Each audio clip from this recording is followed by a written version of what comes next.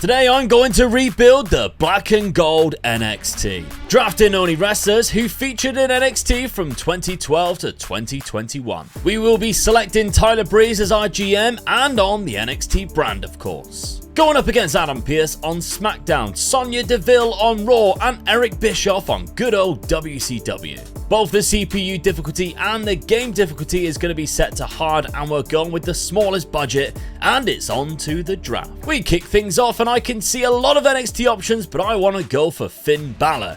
But SmackDown picks up Asuka, who I was hoping to get, and Raw the same with Drew McIntyre, but WCW go with Alexa Bliss. Another option goes to SmackDown in Shayna Baszler, so I hesitate just before by picking Charlotte Flair. I went for Ciampa as he was another favourite of mine from that era. Then I pick up Bayley next, who I will probably turn face. But already so many of my favourites are gone, so I go with Butch. The tag team I wanted are both still there, so I get both of the Street Profits. Adding to my women's division, I go and get Raquel Rodriguez, followed by Queen Zelina, who was amazing with Andrade in NXT. I end in things with a quick T-Bar and Lacey Evans pickup, and I'll settle for this rather small draft for now with a big budget to update in the free agency. Adam Pearce and SmackDown was next to finish their draft, followed by Raw with again a lot of options I was hoping to pick up. And Bischoff was the last to finish with his WCW roster. So looking at all the drafts, I have definitely got my work cut out with a significantly smaller roster than my three rivals. Picking our main champions, I'll go with the obvious options in Finn Balor, who I might turn face immediately, and Charlotte Flair, who I'll probably keep as a heel. Straight to free agency, and right away there's two faces I want to see, Sami Zayn and Matt Riddle, both fantastic on NXT. By the way, you can now find my Creator Wrestler on the Community Creations page, and I'll be doing a future universe mode with myself and my tag team partner very soon. And you can find us both through the Omega Luke hashtag, so make sure you are to subscribe so you don't miss that video, and big thanks to the Reaper Advocate for creating us for everybody else to enjoy.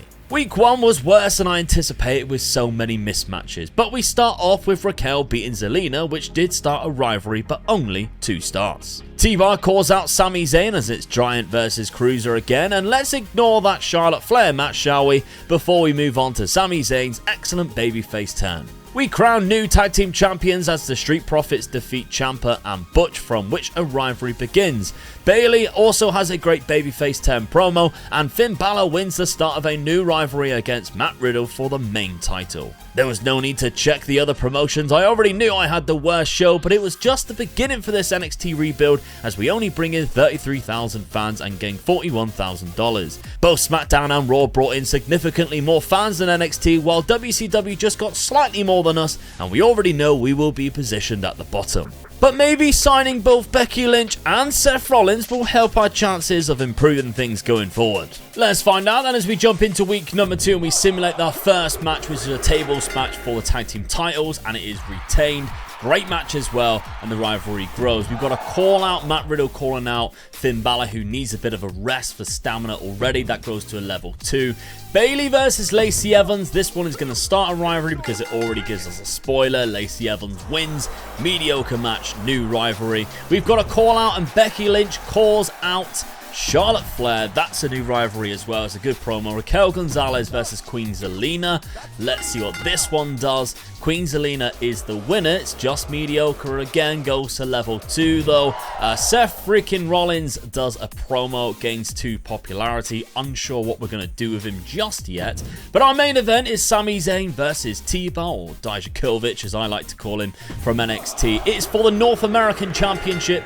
They're already in a rivalry. Sami Zayn kicks things off with a win, and it's an amazing match and a level 2 rivalry, starting things off fantastically there for NXT. Okay, so our second week was a lot better than our first. Still not perfect. We need that second mid-card for our drama curve to be better than the first mid-card, and then we get a nice, good drama curve there. But that is definitely something we are working on and getting better at, and I think our show was a lot better than what it was last week. 45,000 fans with $42,000, 49 for SmackDown, 51 for Raw, and 40,000 for WCW. So we've actually gained ourselves a Power Card, a special promotion, which is fantastic.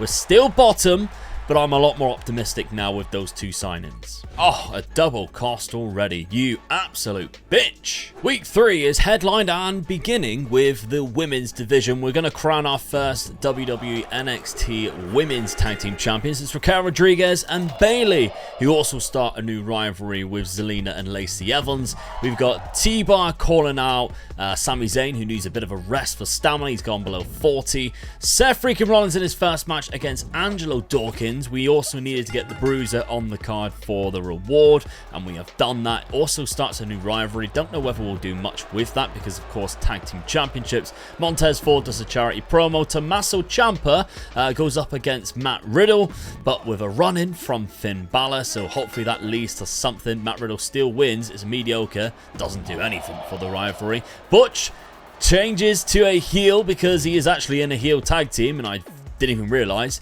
I thought he was always a heel. And we have our title match here for the NXT Women's Championship, and Becky Lynch is your new champion. It's a great match, and it goes to a level 2. We're going to take a look at what the rest of the promotions are doing about 2 or 3 weeks before we have the first pay-per-view. We've got tag team action in the main event there, and for WCW, they are also going with a Nikki Ash and Rhea Ripley women's division in the main event there. But we've got a good start again on our opponents because I actually think we're building something rather quickly. $48,000, $24,000. We keep gaining money every single time. $53,000, $49,000, and $41,000, meaning we are still at the bottom, but we're getting all of these perks and cards.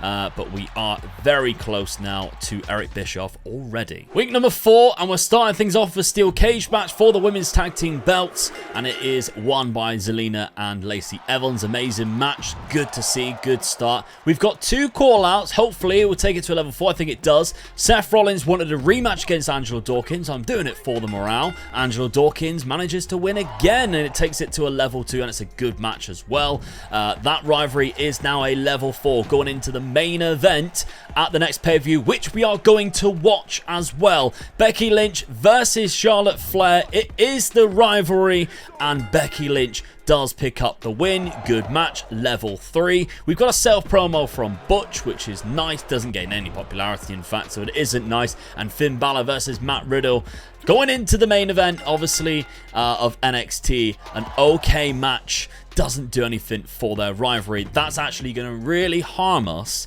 in regards to the rest of our curve for this week's show, which I'm not a big fan of. I was hoping that they could bring us something there because we've done exceptionally well, and that was our worst match out of the 3. $42,000, $37,000, $54,000. So they're gaining more fans than us each week, but as we expected, we also gain Injury Rehab 3. They're always very useful, but we are now not at the bottom. Eric Bischoff is, but we by far have the biggest budget, $767,000, which means we can definitely do something at this pay-per-view.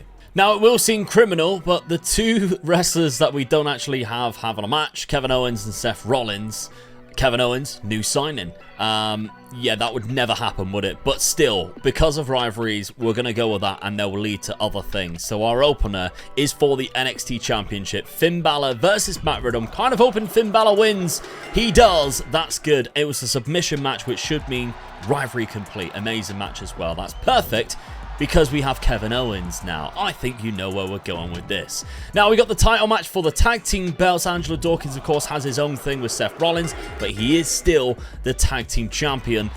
Great match, level 3 rivalry. That will continue. Seth frickin' Rollins, that takes it to an extra 5,000 fans because it's charity.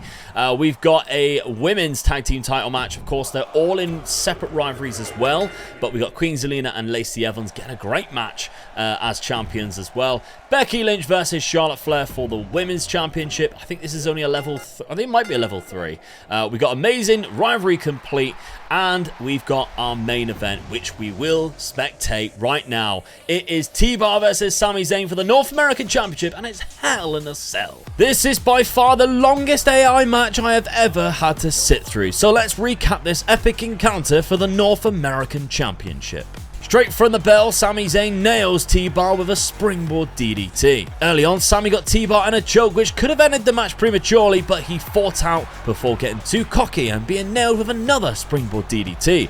Sami looked to take advantage, heading to the top rope and dropping a massive elbow onto his back. T-Bar thought he was going to win early too when he nailed Sami with a huge boot and went for the cover, but only for Sami to kick out at 2. A close one, and T-Bar throws Sami over the top rope to the floor, where he took full advantage and powerbombed Sami Zayn through the cell wall, and this is where it all went wrong. Because this is where they decided to climb up onto the top of the cell. And it didn't take long for Sami Zayn to throw T-Bar off the top of the cell to the floor. Game over, or so you would think. T-Bar, not learning his lesson, decided to climb back up the cell again, and the match then went into chaos. Because after about 15 finishes, each with no attempt to get him back into the ring and 20 minutes on top of the cell, they finally got down only to climb back up. And that's when I called it quits and simulated the match. Sami Zayn wins, 5-star legendary match, and 38 minutes of my life I will never get back. But that did propel us into second place with the highest budget, and I selected a monster shakeup on the cards to reduce injuries. That's the end of this episode. We will see the next 10 weeks of the NXT rebuild on next week's episode, which will be out very soon, so make sure you subscribe so you do not miss it. Thank you very much, and I'll see you then.